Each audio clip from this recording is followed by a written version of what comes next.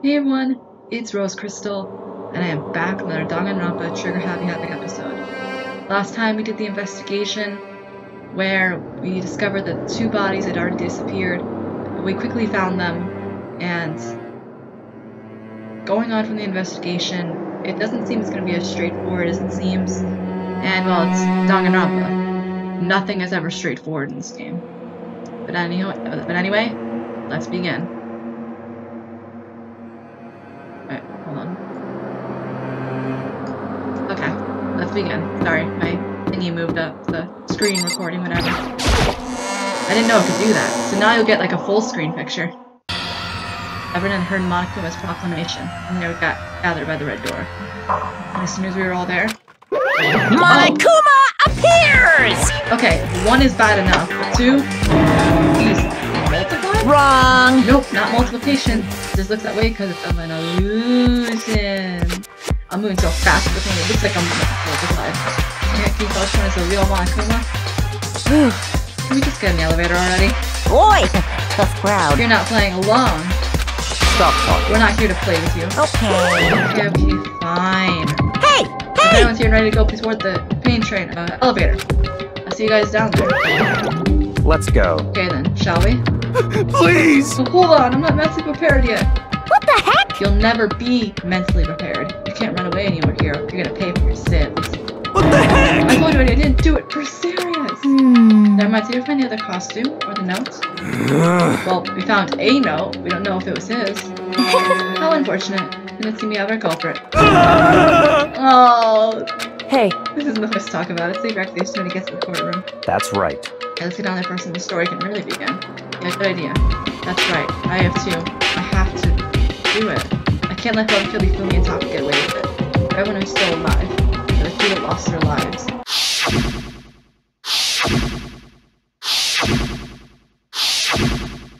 Dealing with the one who killed Hifumi and Taka, the one who killed 2 of our friends.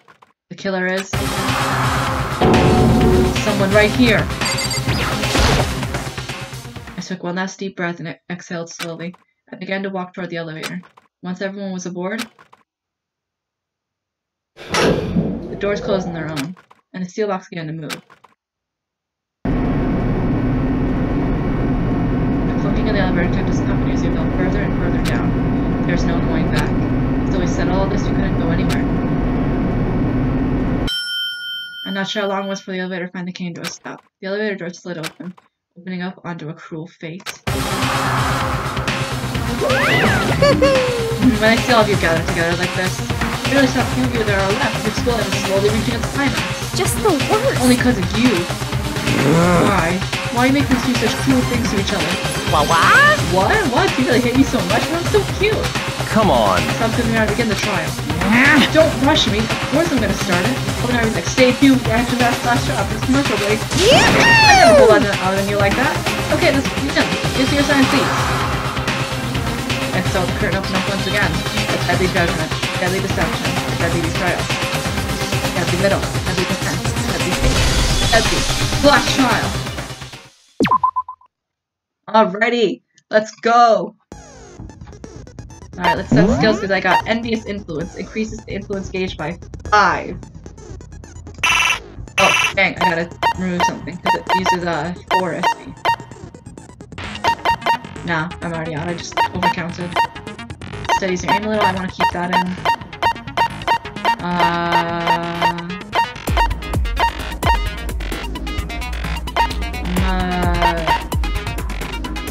I'm gonna remove handiwork. I don't really need that. So,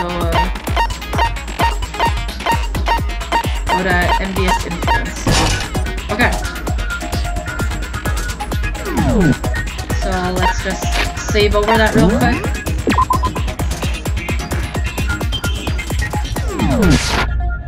And finish preparations. Let's go.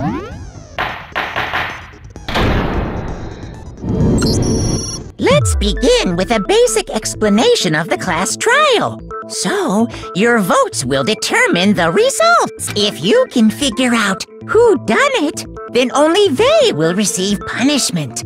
But If you pick the wrong one, then I'll punish everyone besides the blackened, and the one that deceived everyone else will graduate. Now then, to begin with... We already know who did it! Oh? Was that? It was Hiro. He does not have an alibi for when the murders took place, and we found him in that suit. Don't try and deny it! You killed them! I didn't! Someone knocked me out! I was asleep the whole time! I don't know anything about it! Shut your murdering mouth, murderer! Who are you calling a murderer? Yeah, you're one to talk. I am sorry to say, Hiro, but we do have evidence. Blueprint for the suit. Parts we assume were used to build it, and all of it was found in your room. You have to admit, the evidence is quite compelling. It points to you as having created the suit and wearing it while committing crime after crime. How many times do I have to tell you? It's not solved that easily. There's so many twists to this. I don't know! Hiro really the killer, or anything else to make that clear? Well, yeah, we got our lives on the line. That's Hiro's message. Alright. Everything we found in your room. No. The blueprints, the suit parts, they are all proof enough that you are the culprit. I don't know anything about that stuff! It's not true! It's a conspiracy! Hiro, why? Why did you kill them? No! Just hold on a second! I mean, look at the blueprints and everything's all messy. Alright, Hiro's handwriting is... It's good. Everything we found in your room. The blueprints, the suit parts. Nope. No, it's wrong. I mean, the blueprints are found in his room, but... Are we sure Hiro really made those blueprints? I mean, the blueprints are found in his room, but who's to say he wrote them? What do you mean? Well, take a look at this. It's the note that Hiro wrote, asking everyone to meet up after Alter Ego disappeared. The handwriting's obviously different, wouldn't you say? When you compare it to the blueprints. There's no way you could think the same person made both of them. Unless that person made it a point to disguise their handwriting. No, the differences are bigger than that, I think. Come on! I'm not smart enough to think of trying to change my handwriting anyway. So Makoto, are you saying you don't think Hiro's the culprit? And he's not the only one. I think Hiro's innocent as well. Then who was in that Robo-Justice suit? Is it like Hiro said? Was there really someone running around in a second suit? The suspicious individual hidden within the suit. Go ahead, Makoto. Tell them who it was. Of course he passed it off to me. So? Who was in the Robo-Justice suit? Well, we know Hiro was in the suit. I got it! But he's not the culprit. Other than Hiro, I can't think of anyone else it could have been. Obviously, he was the one in that particular suit. And we never found any kind of second suit. Then there can be no doubt. Hiro is the prime suspect. That doesn't make any sense! You just said Hiro didn't do it! Well, yes, he was in the suit, but it doesn't mean he killed anyone. It makes perfect sense. Hiro was the There you go. suspicious individual in the suit, but he's not the culprit. So what you're saying is... That's right. The culprit in this case has nothing to do with being in the Robo-Justice suit. What? Now that's a bold assumption! And what reason do you have to make such a statement? You do have a reason, yes? Of course. But before we get to that, there's something else we need to clarify first. So let's get that out of the way. Hey, stop trying to boss us around! All things have a proper order. So what is it? What needs to be clarified? We must clarify the method of transportation for Taka's lifeless body. It would seem that his corpse was moved using certain particular items. Makoto, can you tell us what they were? Things that were used to move Taka's body, they must have been... They're punctuate all I got it! There's still one more thing. He's using my Taka's body, must have been... The blue tarp as well, so there's blood on it. I got it! They were a dolly and a tarp, right? Oh, by the way, you could do those items in that particular order, or you can just switch them around. Regardless, it's still the right answer. So, let's see if I can explain. Taka's body disappeared from the equipment room. And then we rediscovered it in the repository. And when we found it for the second time, It was wrapped in a blue tarp, right? It was the same tarp that, up until then, was stored in the equipment room. So the killer must have seen it there, and decided to use it when they moved Taka's body. That way, they wouldn't leave any bloodstains while they were moving it. Okay, that explains the tarp. And the dolly? Same thing. I'm sure the dolly was in the equipment room when we first found Taka's body there. But when the body disappeared, so did the dolly. Later, when Taka's body reappeared in the repository, so did the dolly. Very, very true. In other words, you think they used the dolly to move the body. Am I right? But are you sure you are not mistaken? Huh? Huh? How could we be any more mistaken? The evidence is right there. Are you absolutely positive the dolly was in the equipment room when we found Taka's body? That dolly was made specifically for moving large objects between the repository and the art room. Exactly. And where do you think we found the body? It would be very strange indeed to discover it had made its way to the equipment room. Is it not possible that it was in the repository all along, and you simply didn't realize it? Trust me, I would have noticed if it was there. She's raised an objection. How do you respond? There is no shame in being wrong, and nobody expects much from you anyway. Really? Because I just solved your last 2 cases, so shut your mouth. We have all accepted the fact that you rarely understand what is going on around you. Wow, I've never heard anyone sound so nice or being so mean. Even if you change your mind, I can explain them why the dolly must move the equivalent to the repository. That's a full-time battle. So soon? Okay. Let's talk about reloading. Starting with this next full-time battle, we're gonna add 1 more ingredient to the recipe. Of course, I removed the skill that I need when this comes up. On the bottom of the screen, underneath the temple marker, you see your ammo count. I'll put the letters, I'm going to limit how you destroy your opponent's statement, but from now on, just lock them on pressing the left mouse button won't be enough to handle them. Now it'll cost you 1 bullet to destroy a single remark. Once you're out of bullets, you can destroy your students no matter how locked down you are. However, you can blow by pressing the tab key. Oh dang, so I'll need to like do this with my hands. It's like locking on, you have to press the tab key in time with the tempo marker. Basically, remember the tab key allows the control to get R, M, D, and L elements. Automatically reload starts each time your ammo will not increase. All projectiles are gentle, don't reload at all. Everything I just said. Good luck. The moment of truth, let's do this. You have it wrong! I cannot agree! You are a fool. So pathetic. Oh, I forgot I had to write. Lies will get you nowhere. Do your worst. Away with you!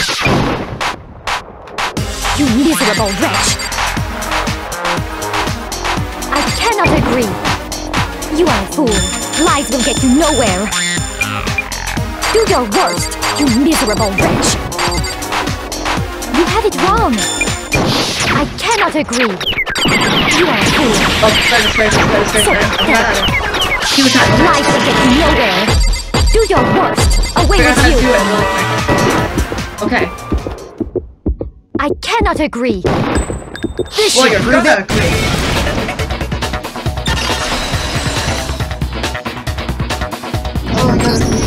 If you're asking for proof that the dolly moved, I have it right here. When I found the dolly in the repository, one of the wheels had a blood stain on it. There was a pool of blood in the equipment room with a tire mark in it that matched the dolly wheel's tread. The killer probably rolled the dolly through the blood on accident as they wheeled the body out of the room, and as the blood dried on the tire, they moved the body into the repository. So there's my proof that the dolly was used to move Taka's body. Well, anyway, that was just something we had to get out of the way. Let's get back to the main subject. Yeah, the subject of how Robo-Justice didn't do it. Because if it's not a killer robot, then what kind of robot is it? Well, a robot. I'm not sure that really matters. I'd be happy to explain why the occupant of the suit couldn't possibly be the killer. If you look back on how the body was transported, it will become immediately obvious. Why is maybe clear what the person who could have done it? What does he mean by that?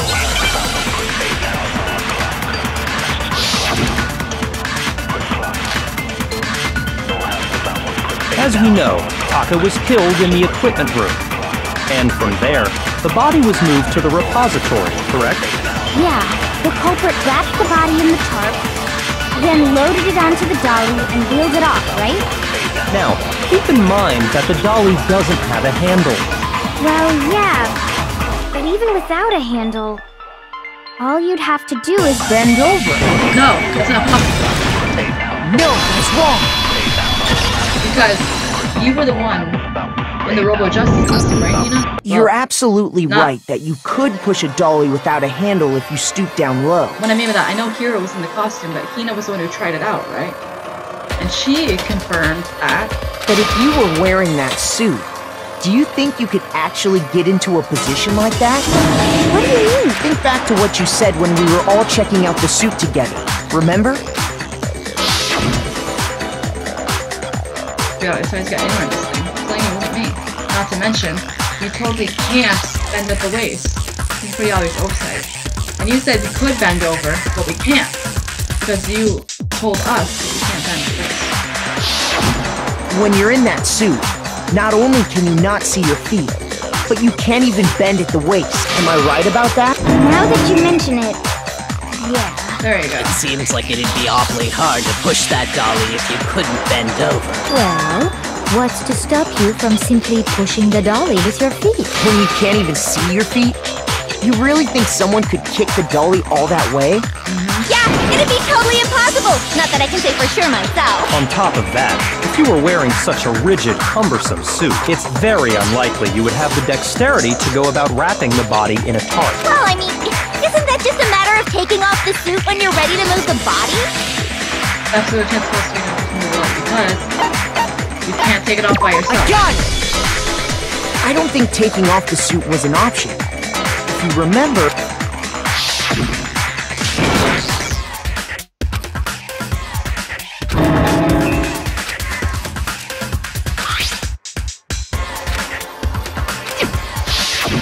That's true. It seems impossible to put the suit on or take it off without help. Then, you really can't take it off by yourself? Hiro wasn't just making it up? Of course I wasn't making it up. If he could have gotten it off by himself, I don't think he would have let us see him wearing it. Showing up in the suit was basically an invitation for everyone to suspect it. Yeah, that's right. So, it's really, really true that Robo Justice couldn't have moved the dolly? To be clear, whoever did move the body, it couldn't have been Hiro in the robot suit, correct? No, wait. Just a second, if you please. Have you forgotten about the picture that I took? Oh no. You all got a good look at it, did you not?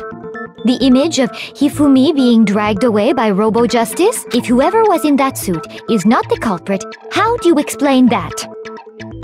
Dude, we've already been over this. He's not the culprit. Besides, do you remember what the now deceased Hifumi said? How'd you get hurt? That guy hit me. What guy? Robo Justice. That's what I'd call him. So long as those facts exist, the proper conclusion is beyond question. Yes, but he was injured. He was never killed with that hammer. The individual inside the suit and the culprit are one and the same. It was Hiro, without a doubt. Yeah. Yeah, that's gotta be right. No, he was injured, not killed. Hold on a second. It's still far too early to reach that conclusion. Besides, there's no hurry to decide who did it before we rush to a verdict. Shouldn't we explore every single possibility? Instead of seizing on one viewpoint, the truth is uncovered by analyzing things from every angle. Perhaps, but where do we go from here? Let's review this series of unfortunate events from the beginning. Maybe we'll uncover something new. What a pain in the ass! Well, do you want to die? I don't disagree, but our lives are on the line. If this is what it takes, we have to do it. Plus, maybe we'll get to find out where the heck Kyoko was when everything went down. All right then. Let's take another look back at what happened. I suppose we could start with this morning. 4 of us gathered together in the dining hall. Makoto, Hina, Kyoko, and myself. We waited there for quite a while, but nobody else showed up. So we went to look for everyone. That was around 8 a.m. And as soon as we split up, Kyoko went missing. Soon after that, Hina found Celeste in the rec room and quickly came to get Makoto and me. It seems I was unconscious for about an hour after I was attacked by my mystery assailant. I know it was an hour because I remember being attacked a little after 7. That was when we saw Celeste's picture and discovered that her assailant had been wearing a strange costume. As it turns out, it was Robo-Justice. It also soon became clear that this same Robo-Justice had abducted Hifumi. We were soon joined in our search by Byakuya and Toko, and then went on to find Hifumi in the library. He was injured, so we took him to the nurse's office and resumed our search for the suspect. But not long after leaving the nurse's office,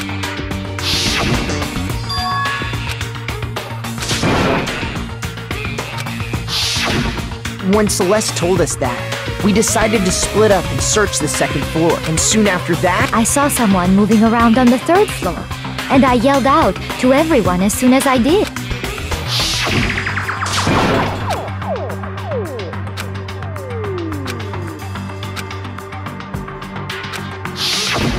and then...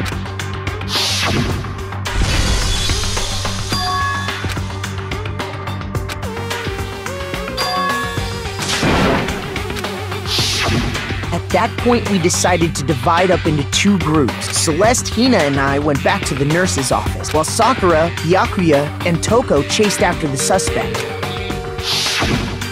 When we got back to the nurse's office, we found Hifumi, dead. And that's when we heard the body discovery announcement.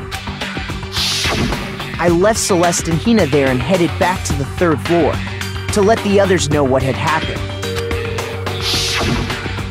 meanwhile, we had just discovered Taka's body in the equipment room. We must have found both bodies at almost exactly the same time, because we heard the same announcement not long after we discovered his body.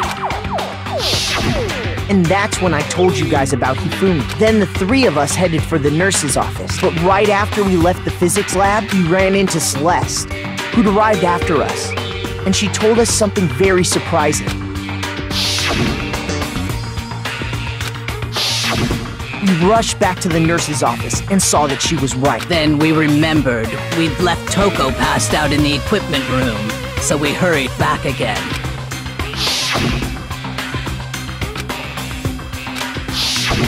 But when we got there, we discovered that now Taka's body had also gone missing. Next thing we knew, we were searching the school for 2 missing dead bodies, and after some time... Celeste informed us that she'd found the bodies, and we all headed to the repository, which is where we rediscovered the corpses. I think that about covers it. I see. The whole thing sounds exceptionally complicated. Sorry if I stayed quiet there the entire time. I was just looking for contradictions. It certainly seems to me that these are not a simple series of connected events. Okay, well, if that's true, then what? Rather than a single series of events, I think we have to consider each murder a separate situation, and from there, we can uncover the contradictions surrounding all of them. Now then, let's get started, beginning with what happened to Taka. The contradictions hidden in what happened to Taka. We're gonna uncover the truth scheme that they find, no matter what. Let's go!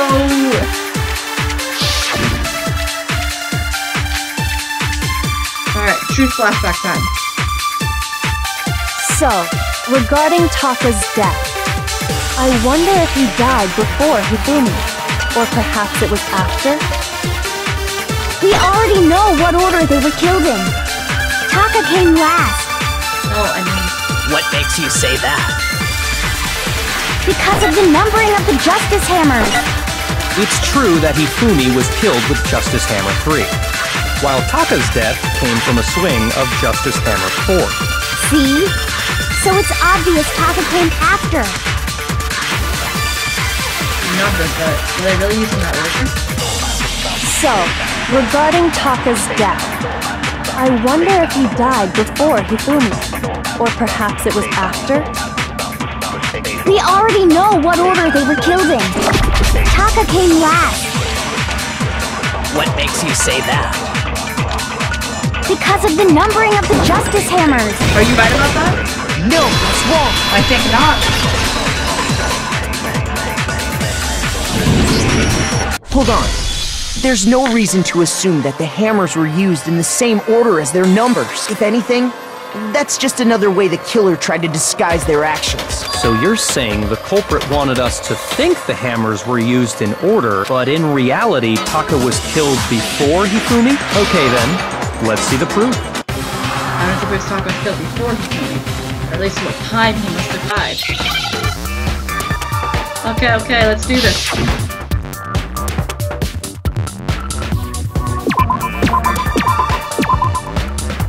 Okay.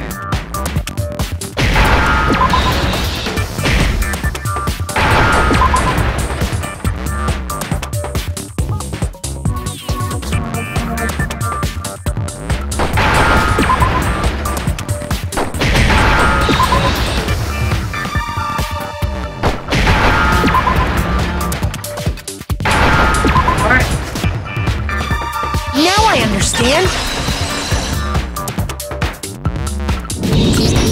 I've got it! Taka's wristwatch! See? Look! It broke with the hands pointing just past 6 o'clock. It must have gotten broken when he was attacked by the killer. Because as of last night,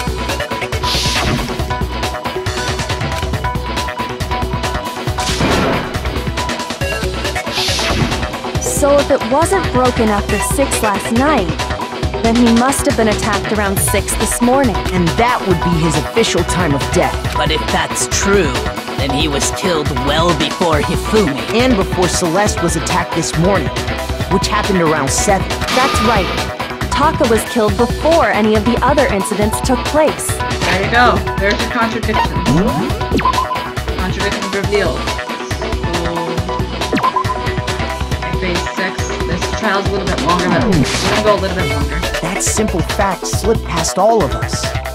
We made the wrong assumption about the order of events, all because of those justice hammers. That's exactly why the culprit wrote the numbers on each hammer and had them increase in size. That way, when we saw how they were used in each incident, we'd easily make that wrong assumption. Now, if Taka was killed around 6, then everyone's alibis for his murder go out the window, because when he was killed, we hadn't met up in the dining hall yet. That may be true in the case of Taka's murder, but all of our alibis still hold true for Hifumi's death. That's right. With him, at least, we're all safe.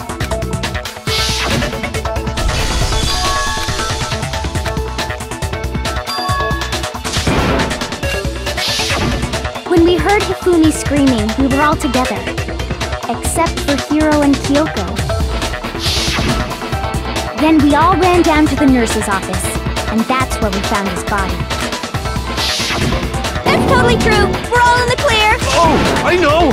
They must have recorded him screaming on a tape or something, then played it later on! Well, that's because you would have heard him screaming when it was recorded. If that's true, where's the tape? Or the tape. I don't know. Don't just go making stuff up! Exactly. Anyway, we all have rock-solid alibis for when we heard Hifumi scream. Since all of us were there together, clearly none of us could have killed him. And it does not stop there. There was also the moment when we discovered his body had disappeared. When his body vanished from the nurse's office, Hina and I were in the bathroom together, while everyone else was in the equipment room, correct? And then there's the disappearance of Taka's body from the equipment room. At that time, we were all gathered together in the nurse's office because of Hifumi going missing. Well, don't forget, I was passed out in the equipment room the whole time! Wait, then what if Genocide Jill did it? She could have dragged Taka's body out of there right then!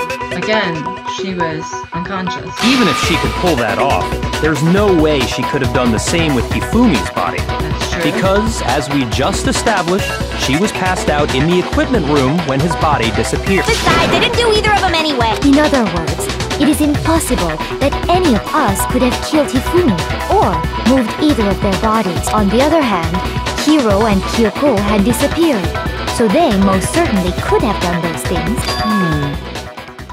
So what now, Kyoko? For now, we can't get fixated on who did it, or we'll just keep going around in circles. So instead of who, I propose we start talking about how. In particular, I think we need to figure out how Hifumi's body got moved. That's like the biggest mystery right now. That's true. We searched everywhere, but we couldn't figure out how to explain his body disappearing. And according to what Celeste said,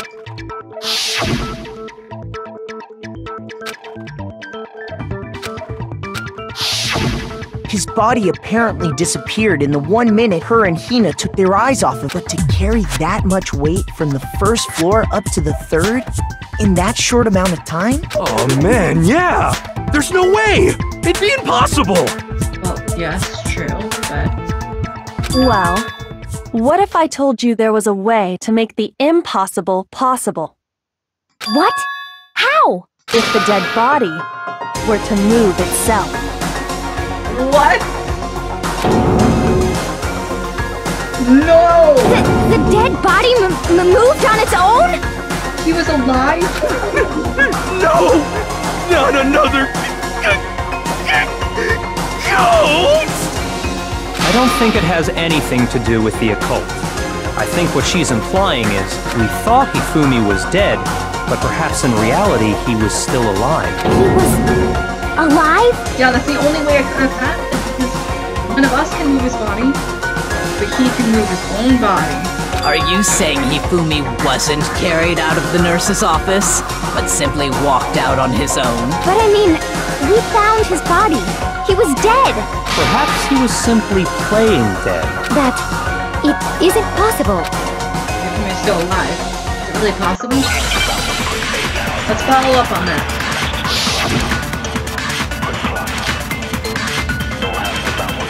Are you saying that when we first found Hifumi in the nurse's office, there's a chance he was actually still alive? No, it is impossible. Hifumi was dead, without a doubt. And you know that how? Surely you heard the body discovery announcement along with the rest of us. Hifumi's dead body had been found. And that is why the announcement was made. Are we really so sure about that? Maybe the announcement was intended to signal someone else's discovery. Nope, okay, I'm wrong. What does that have to do with what I just said, or you do not know what you're doing? Dang, Kyoko, exposing us? shoot! Okay, we need... Are you saying that when we first found Hifumi in the nurse's office, there's a chance he was actually still alive? No, it is impossible. Hifumi was dead, without a doubt. And you know that how? Surely you heard the body discovery announcement along with the rest of us. Hifumi's dead body had been found. And that is why the announcement was made. Are we really so sure about that? Maybe the announcement was intended to signal someone else's discovery. Okay, pick that up, and then we're gonna go back around a third time because, like I said, we're still at the same time. Are you saying that when we first found Hifumi in the nurse's office, there's a chance he was actually still alive?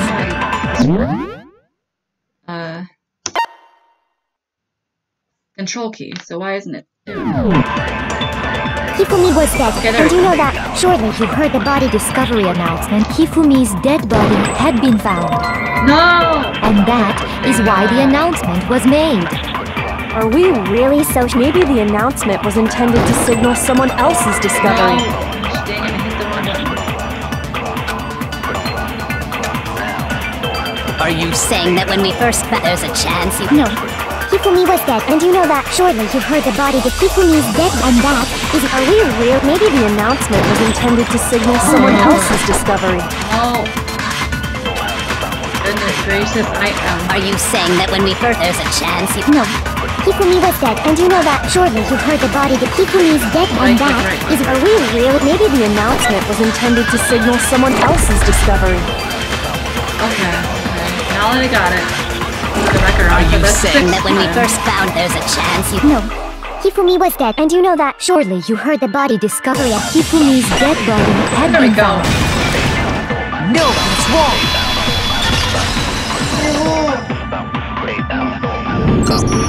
Was the body discovery announcement that was made really intended for Hifumi? Of course it was. The announcement played right after we discovered his body. Maybe. But that was also the same time that Taka's body was found. That's right. It wasn't long after finding his body that we heard the announcement. So there's a good chance we've made a mistake in there somewhere. I think we've confused whether the announcement was for Hifumi or Taka. First of all, if 2 bodies had been found, there really should have been 2 announcements. Maybe Monokuma simply got lazy and rolled them together into one. What do you say, Monokuma? Any comment? Well, it's a very sensitive issue, so I can't go into too much detail. But what I can say about the body discovery announcement is that it's only broadcast when 3 or more people find a dead body for the first time. That didn't answer our question, man. We're asking if you're a lazy bum. No, actually, that was plenty. Huh? He said it's only broadcast when a body is discovered for the first time. Which means, even if we find the same body again later, he won't make the announcement again. If that's true, then why was the announcement made again later on? Huh? Later on? Exactly. We heard the body discovery announcement twice.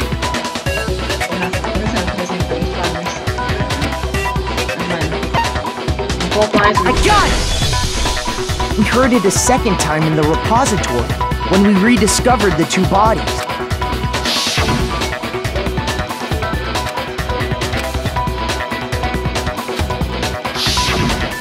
Didn't seem weird at the time, but it contradicts what Monokuma just told us, doesn't it? Exactly. If we were actually rediscovering both bodies, the announcement shouldn't have played. And in reality, when the 2 dead bodies were rediscovered, one of them was actually being discovered for the first time. So, when we found Hifumi the first time in the nurse's office, he wasn't actually dead yet, meaning he wasn't actually found dead until we came upon him in the repository. And that's just part of it. There's one other thing that leads me to believe he was still alive in the nurse's office. Oh, I know! Because he was super good at playing dead! Bada bing, bada boom! That is the worst logic I have ever heard. But honestly, I do not think there's anything that can prove he was still alive. Okay then, let's take another look at the events surrounding the discovery of his body. Then it should become clear whether he was really alive or not. This whole thing is pointless.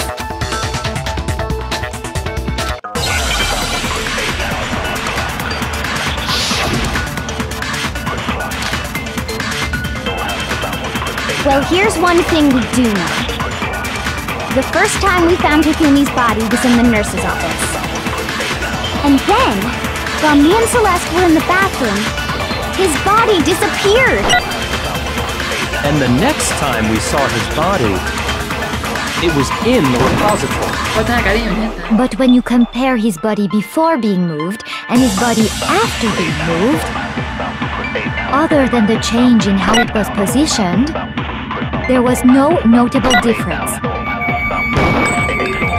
No, there was. No, it's wrong!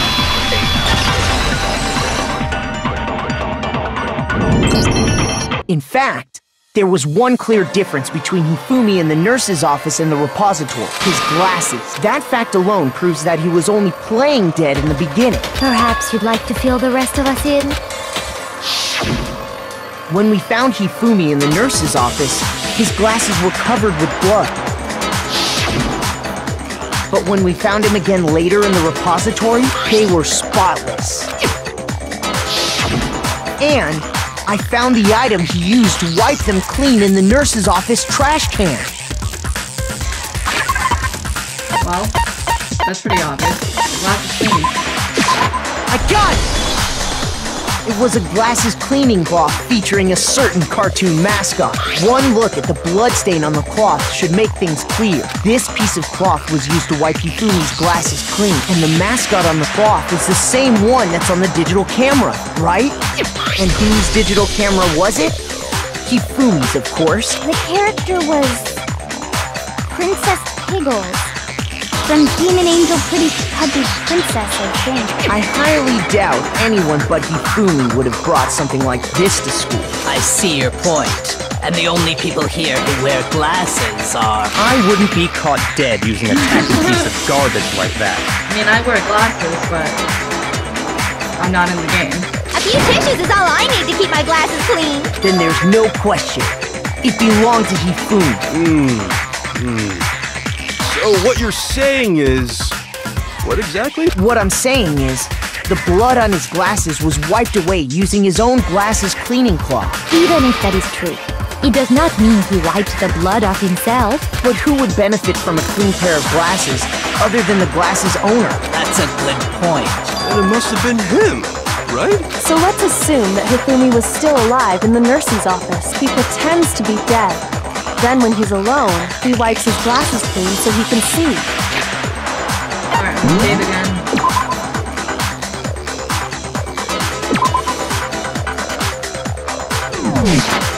Then he stands up and walks out on his own 2 feet. And with that, the impossible task of moving his copious corpse becomes possible, wouldn't you say? But then, if he was just pretending to be dead, what was with all that blood? Was it paint or something? The fridge in the nurse's office contains packs of blood for emergencies. He probably used one of those. He figured if he was gonna play dead, he should go all out. So he just dumped it everywhere. But he got crazy with it and had to wipe his glasses off when he was done. God, what an idiot. And if Hifumi was still alive at that point, the disappearance of Taka's body is easily explained. It should be perfectly obvious who must have moved Taka's corpse. Got it! It could only have been Hifumi. While we were all gathered in the nurse's office, he went to the equipment room and took Taka's body. Alright, that's where we're ending part 1 off. If you guys want to see part 2 as quick as possible, please give this video a like, comment, subscribe, and I will see you all in the next video. Bye guys!